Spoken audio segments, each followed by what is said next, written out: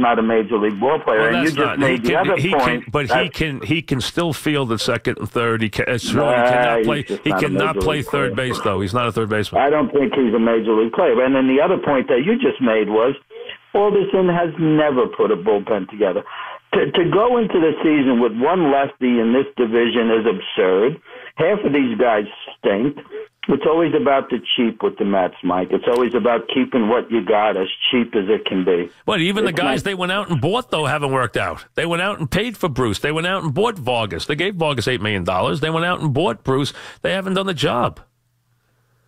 And again, listen, nobody would expect the manager to handle all these problems. He's just been a very odd manager. He has said one thing and done another. He has talked about rules, then broken his own rules. He said, I don't get guys up. I don't get guys up and get them down in the bullpen. Well, we've seen you do that on numerous occasions.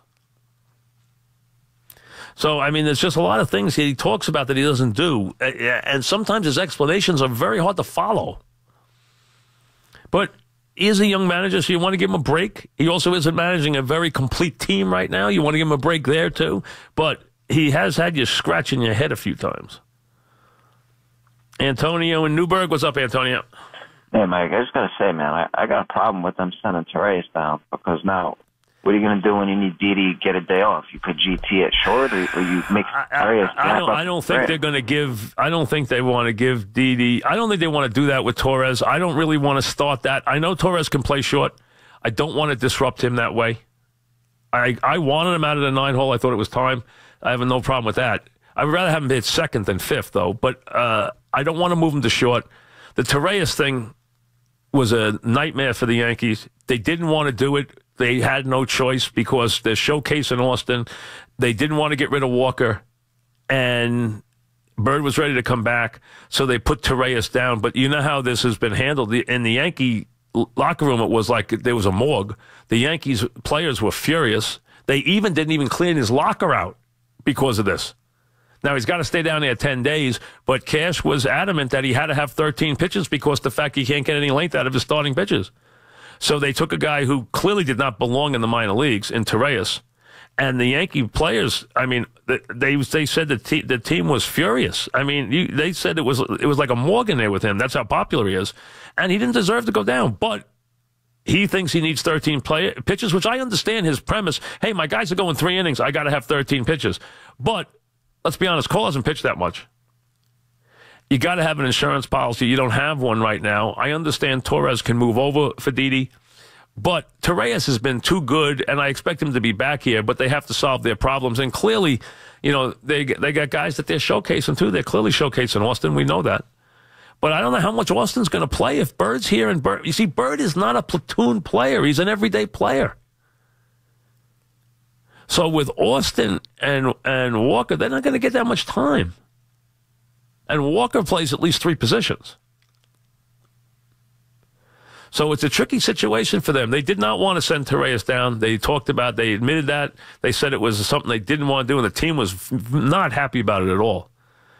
But he'll be back eventually, you know, when they can figure this out.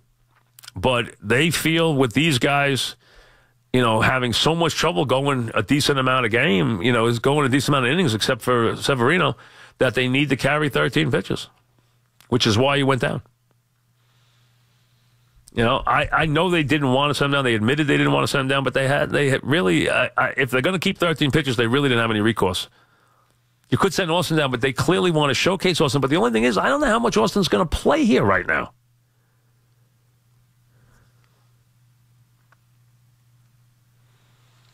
Andrew in Port Jefferson. What's up, Andrew?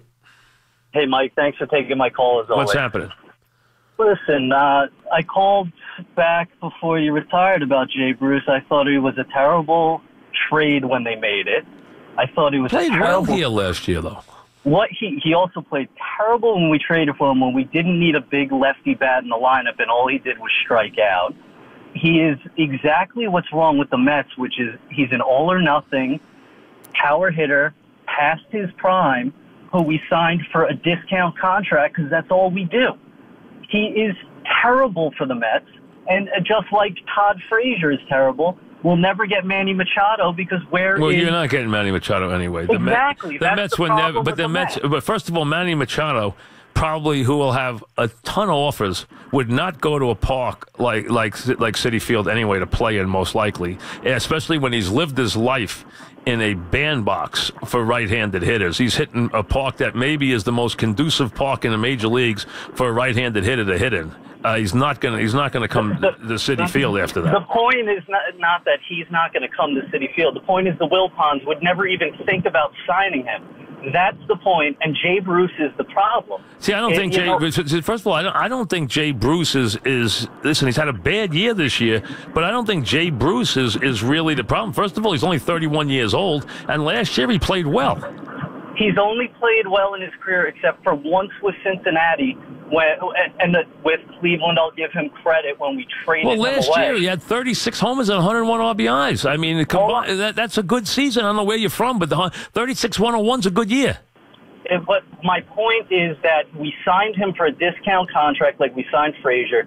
The Mets never wait a second. You said he had a bad year last year. Where did he have a bad year? No, he had a good year with us when we stunk. He had a good year. When we stunk.